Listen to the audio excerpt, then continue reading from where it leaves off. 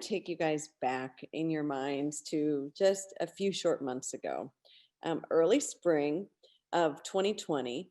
And, it's something that we all remember, all too well and all too painfully well, when everything started shutting down. We started hearing stories that then were pretty startling and jarring. And now, because it's the new reality, are very commonplace. Those first stories that we started hearing were about so many businesses in Northeast Ohio that were being forced to shut down because they had no means for bringing in any revenue because they had no online presence. They had no way for customers, even if they wanted to, if it was a beauty shop and people wanted to buy hair care products from them, to just, throw them some support, or gift cards, or barber shops, they had no online presence whatsoever, or restaurants that didn't have an online presence and couldn't do curbside pickup. So right at that same time, we were hearing stories equally as, disturbing, now again, very commonplace, about students being unable to attend online classes because they were trying to help, do odd jobs, deliver Instacart groceries, or other things to help support their families who had been, laid off from primarily service jobs. So the idea occurred to some of us in NeoSTEM that those two ideas were pretty powerful, and that we knew a few things about students in our region. And that is that many of them are incredibly motivated, have a lot that they want to give back, are very civic minded, are digital natives. And so we came up with the idea of pairing these students with the business owners to see if they couldn't help the business owners develop an online profile in, pretty short turnaround. So it was an idea. And thanks to the ingenuity of the students involved in the project, this idea became a very big, good idea. It was very, very, very successful. The dominant lesson is that students were positioned as the experts. It was the students who were asked to teach business owners about growing their online presence. It was the students who held the expertise, and they were in, the position of coaching, of mentoring. So we've asked two students who participated in the first pilot of Wired to join us today. First to share, their learning situation, and then some of the greater lessons from Right. Wired. My name is Annalise Everett. I previously attended Cornerstone Christian Academy, but I'm in my senior year at Ohio Connections Academy, which is a completely online school.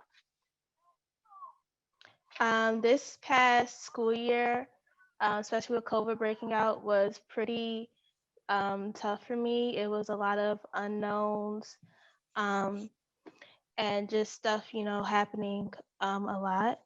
It was pretty hard, really staying motivated and keeping my stress levels um, at under control.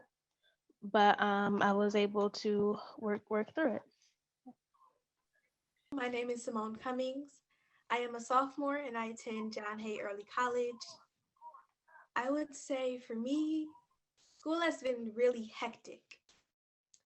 There's been a lot of chaos, confusion, be it schedules or just simply navigating the computer for us and our teachers as well, who half of them didn't know what was going on when it came to how to give us assignments and how to really teach on this virtual platform. I would say in the beginning, because of how chaotic it was, it did give me a little bit of anxiety because there was no real structure. But now that we've been in it for a couple of months, we've had a bit of calm and we've understood how to navigate through this new era of learning. So I'm 14 years old, even though I'm a sophomore. I skipped kindergarten, and in a lot of spaces, I'm usually the youngest. I'm the youngest in my generation when it comes to my cousins and extended family. I'm the youngest in a lot of professional spaces because I do professional theater and I'm usually the only child actor there. A lot of times I feel as if my voice is invalidated. A lot of times I can be as intelligent and have key ideas, key viewpoints that will help the project, but people won't listen to me simply because of my age. I would say that being a part of Wired helped with this because I had a business owner who was willing to listen to me and take my viewpoints. And she really validated them. She didn't question me, she trusted me. And that really gave me confidence that I can use my voice. Like Simone said, with Wire, it gave me a platform with my client to, be able to help her, to be able to share my knowledge and to see that knowledge be effective in her life.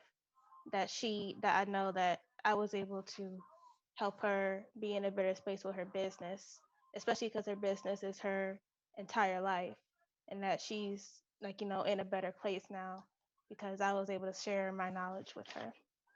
And it also gave me confidence to help me realize, I do have confidence. I do have knowledge that I am able to share, and that I'm able to share that, teach that in a way that people are able to understand. This was really the first time anybody was that I was really the first pick to um, be asked to teach something and to be listened to. What can we, everybody that's on this call listening to you today, and those people who will watch the recording of this session, what can we learn from this?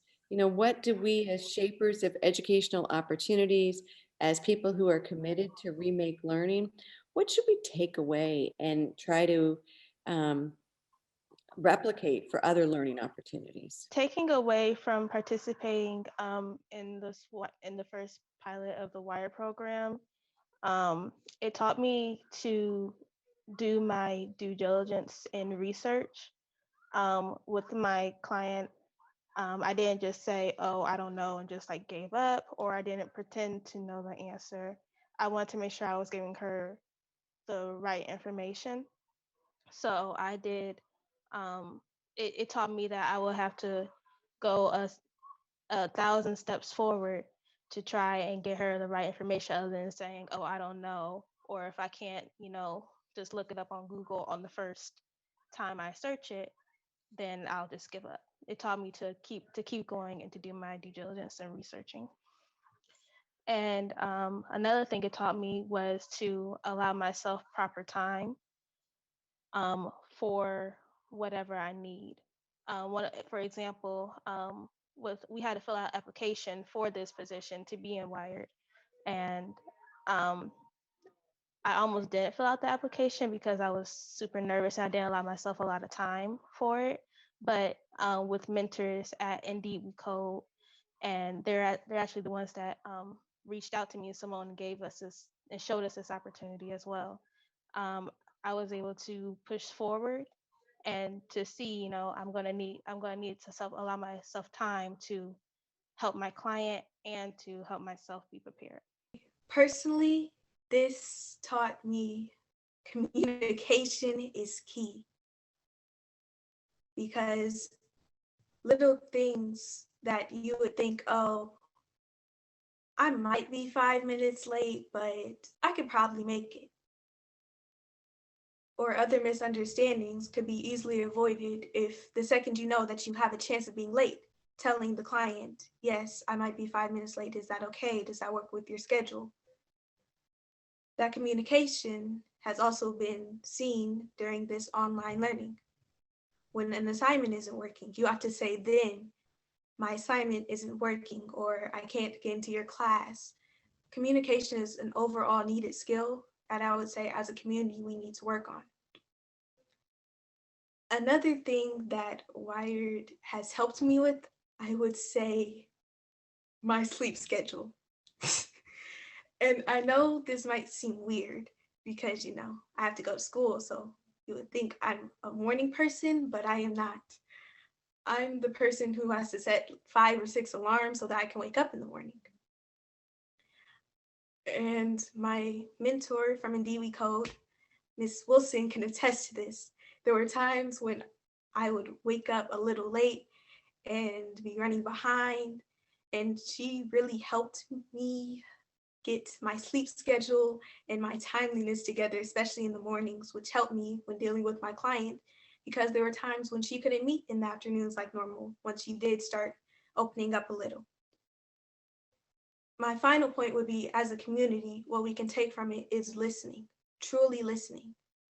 A lot of times the youth have valid points. As we are often told, we are the future. Seeing as we are the future, we need to know what's going on. We need to have a say. Because if you make decisions for the world, they impact us, be it good or bad. So will you leave us a legacy, or will you leave us residue that we have to clean up later on? This can be easily avoided if we come together, because a lot of times the youth have poignant ideas. So I would say, as educators and as a part of this community, it is a partnership that we should have with the youth instead of talking to us, talk with us. Thank you. May we know what types of businesses you worked with and the type of work that you did for them? Can you talk a little bit more specifically about that? Annalise, at random. Oh, okay. Hi. Sorry, I was trying to unmute. Yeah, so my business owner was a small business owner, and she sold natural fragrances and lotions and soaps out of her store, which was also her home as well. So she was a natural creator with skincare and fragrances and stuff. And what did you do for her to support that business? What I did for her, I helped her feel more comfortable on the computer. Um, she was very, we sent her a laptop, and she was very uncomfortable. She really didn't even know how to open the computer.